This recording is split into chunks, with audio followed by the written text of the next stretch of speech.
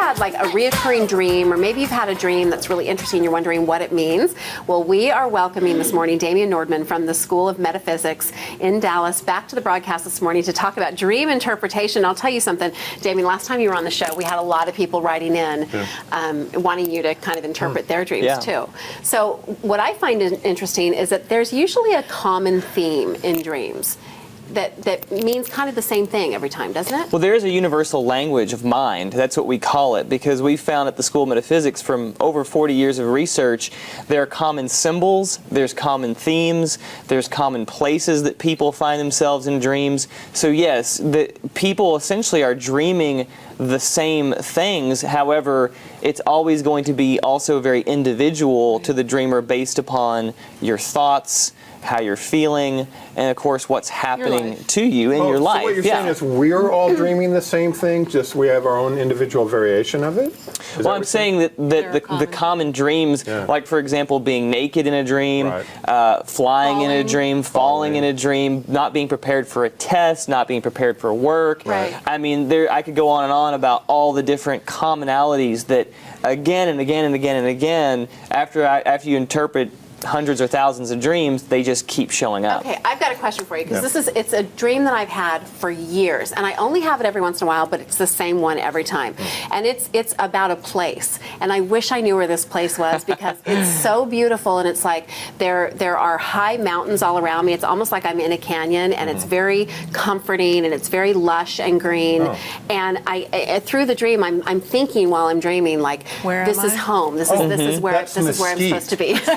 So and it's the same place every time I dream. What does that mean when you dream of a certain place like that? That's a great question. I've actually had some of those types of dreams as well.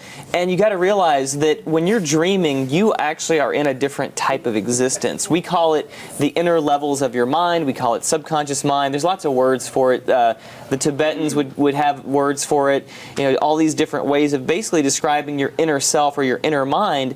And so when you go to that place, it is you. It is, you could say, the residence of your soul. You know, it is a part of you that is feeling very much at home, because it's showing more of the real sense of you. And out here, you know, in the physical world, you could almost say this is the dream, because this is such a temporary place.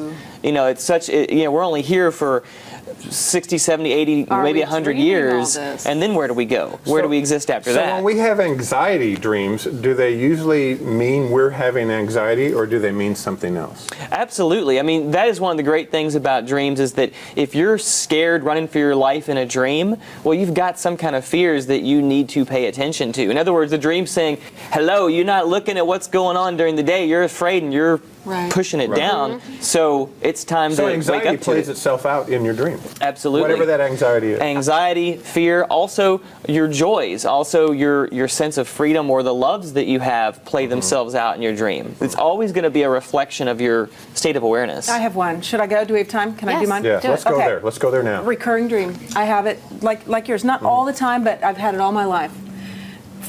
I can't. It's a locker, like a locker at school. Oh yeah. And I can't get it open. I've had the combination. That one. Yep. Really? Yep. Are you in your underwear?